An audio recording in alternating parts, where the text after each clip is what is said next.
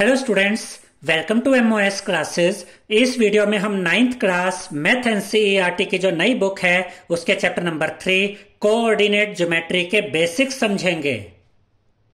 तो ये जो चैप्टर है कोऑर्डिनेट ज्योमेट्री, ये बहुत ही इजी लेकिन बहुत इंपॉर्टेंट चैप्टर है, क्योंकि ये चैप्टर 9th क्लास में भी है, उसके बाद 10th क्लास में भी है, और उसके बाद अगर आप आगे मैथ लेते हैं तो वहां भी आपको ये चैप्टर बहुत काम आता है।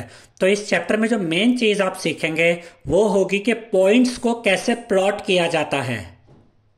अब सबसे पहले ये देखिए, ये एक्स एक्सिस होता है और ये वाई एक्सिस होता है, ठीक है। ये जो हॉरिजॉन्टल लाइन है, जो ये रेटी हुई लाइन है, इसको कहते हैं एक्स एक्सिस, और ये जो वर्टिकल लाइन है, जो ये स्टैंडिंग खड़ी हुई लाइन है, इसको कहते हैं वाई एक्सिस। और ये दोनों आपस में देखिए, ये एक्स एक्सिस और ये वाई एक्सिस इस पॉइंट पर एक दूसरे को इंटरसेक्ट करते हैं 90 डिग्री एंगल पे, और इस पॉइंट को हम कहते हैं ओरिजिन। क्या कहते हैं? ओरिजिन। और इन दोनों एक्सिस के आपस में इंटरसेक्ट करने से ये जो आपको ये नजर आ रहा है, ये जो पार्ट नजर आ रहा है, इसको हम कहते हैं कार्टेशियन प्लेन। पहले तो देखिए प्लेन क्या होता है। प्लेन जैसे रजिस्टर, ये एक प्लेन है, या आपका जो कार्डबोर्ड होता है वो प्लेन है, आपका जो टेबल का सरफेस होता है वो एक प्लेन है। प्लेन जिस पर आप पॉइंट प्लॉट कर सकते हो, पॉइंट आप यहां प्लॉट कर सकते हो, यहां प्लॉट कर सकते हो। तो पॉइंट की एक सिर्फ पोजीशन होती है कि पॉइंट इस पोजीशन पर आया, इस पोजीशन पर आया, इस पर आया या इस पर आया। तो पॉइंट कहां प्लॉट किया जाए, इसके लिए एक्सिस, ये जो एक्स एक्सिस और वाई एक्सिस होते हैं, इनको देखा जाता है कि एक दूसरे को कहां इंटरसेक्ट कर रहे हैं, यहां पे।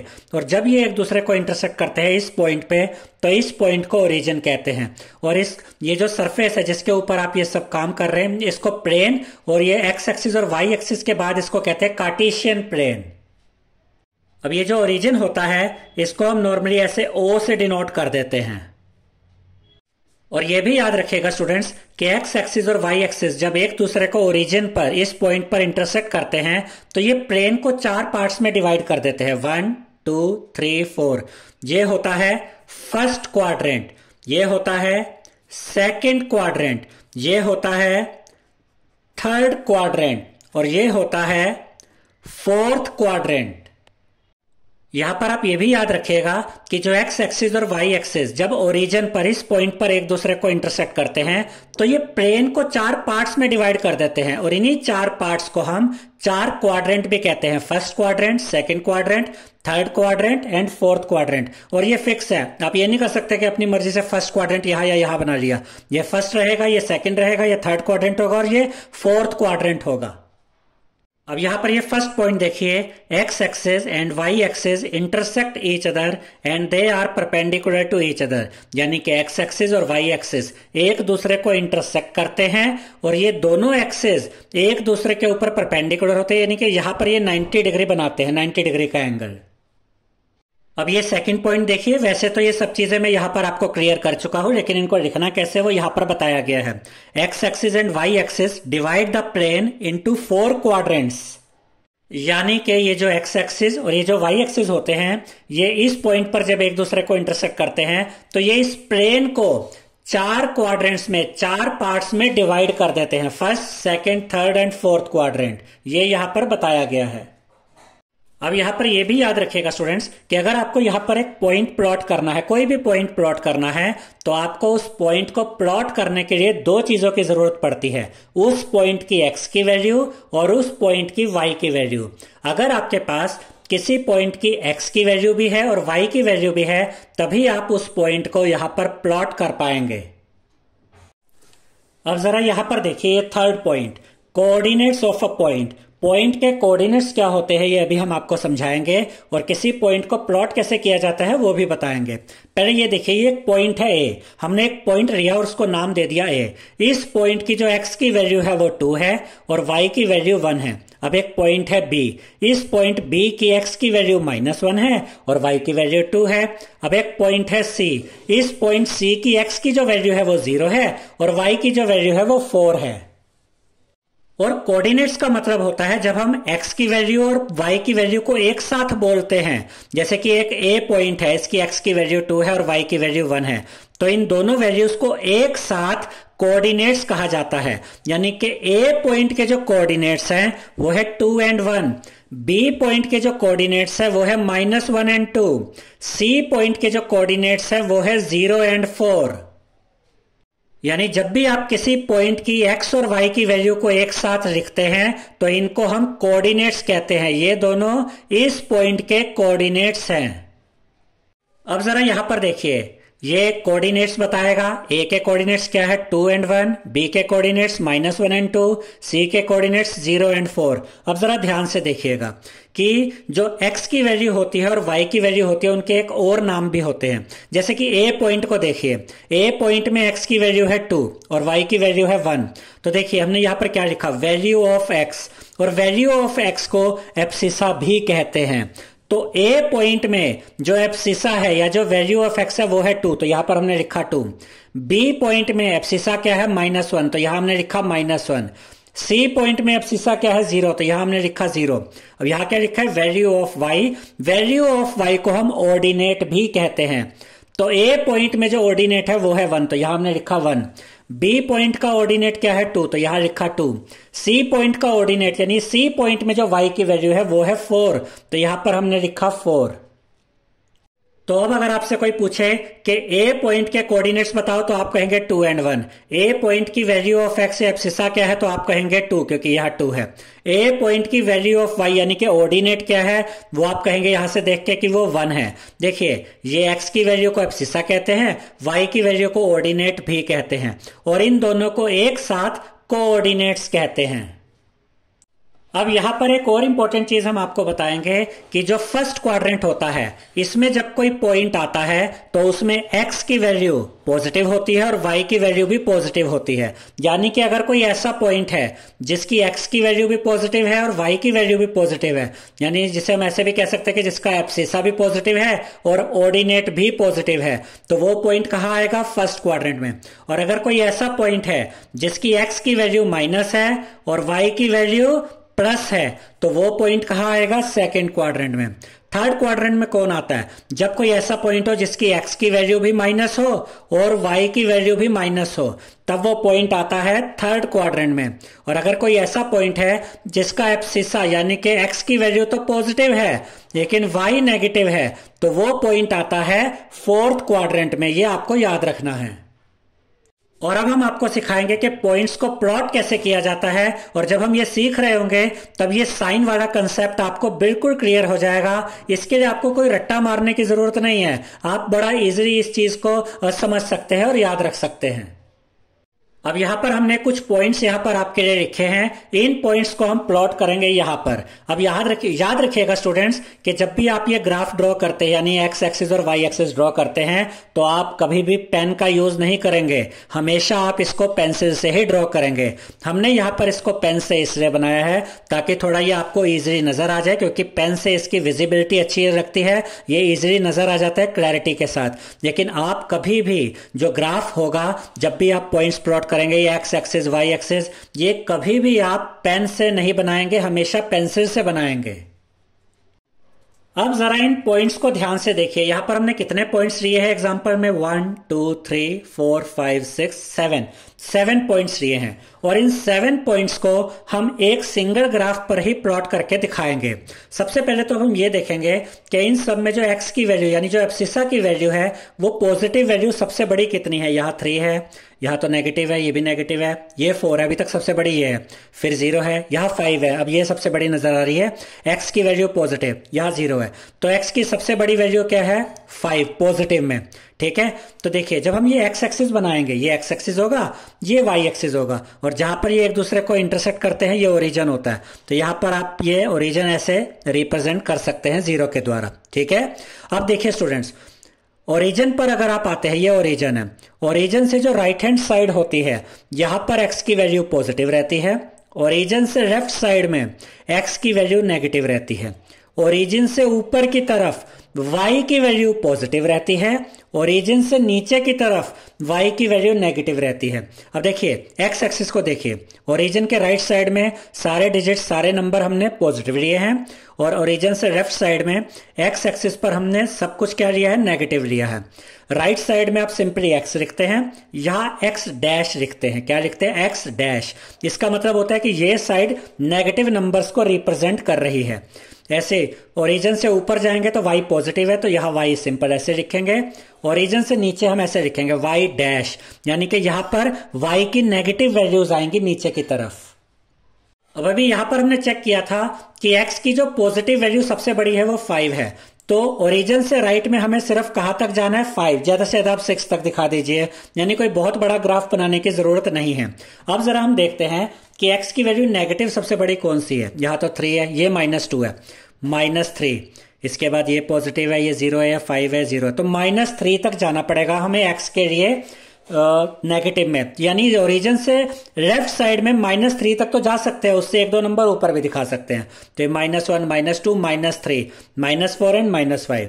अब उसके बाद देखिए y की पॉजिटिव वैल्यू सबसे बड़ी कितनी है, ये 2 है, ये 3 है, ये -2 है, -1 है, ये 4 है, ये 0 है और ये 0 है, तो 4 सबसे बड़ी वैल्यू है। तो ओरिजिन से ऊपर आप 1, 2, 3, 4 और 1-2 नंबर और ऊपर तक चले जाएंगे। अब y की नेगेटिव वैल्यू सबसे बड़ी कितनी है, यहाँ 2 है, 3 है, ये -2 है, ये -1 है, 4 है, 0 है, 0 है, तो माइनस में जो y की सबसे बड़ी वैल्यू है वो -2 तक जा रही है। तो ओरिजिन से नीचे जब आप आएंगे तो -1, -2 और 1-2 नंबर आप ऊपर तक दिखा सकते हैं। इससे आपको पहले ही आइडिया हो जाता है कि आपको ग्राफ कितना बड़ा बनाना है। हमने पहले ही चेक कर लिया कि x की वैल्यू पॉजिटिव में सबसे बड़ी कितनी है, नेगेटिव में सबसे बड़ी कितनी है, y की वैल्यू पॉजिटिव में कितनी सबसे बड़ी कितनी है और नेगेटिव में सबसे बड़ी कितनी है। तो अगर आप ऐसा करते हैं तो कभी ये गलती नहीं होगी कि ग्राफ बनाने के बाद आपको पता चल रहा है कि ग्राफ तो छोटा पड़ गया, इरेज करो, दोबारा बनाओ। पहले ही हम चेक कर लेते हैं कि ग्राफ कितना बड़ा बनेगा, राइट साइड में भी, लेफ्ट साइड में भी, ऊपर की तरफ भी, नीचे की तरफ भी। अब हम सबसे पहले इस A पॉइंट को प्लॉट करेंगे। A पॉइंट के कोऑर्डिनेट्स है 3 और 2, यानी कि इसमें x की वैल्यू 3 है और y की वैल्यू 2 है। अब यहां पर देखिए x में आपको कहां तक जाना है, 3, और 3 पॉजिटिव है, ठीक है, तो इसका मतलब आप राइट साइड में 3 तक आएंगे और y के लिए कहां तक आएंगे, +2 तक, यानी कि ये ऊपर तक। तो ये जो पॉइंट आपको मिलेगा ये यहां पर मिलेगा, जहां पर x की वैल्यू 3 और y की वैल्यू 2 है। ये आप ऐसे छोटा सा पॉइंट बनाएंगे और इसके ऊपर ये छोटा सा ऐसे सर्कल यहां पर बना देंगे और इसके साथ में यहां पर लिखेंगे a और ब्रैकेट में लिखेंगे 3,2। अब इसके बाद जो B पॉइंट है उसमें x की वैल्यू -2 है और y की वैल्यू +3 है। तो x के लिए आप आएंगे लेफ्ट साइड में, x का -2 ये यहां पर है और y के लिए जाएंगे ऊपर 3, +3 तक, यहां तक।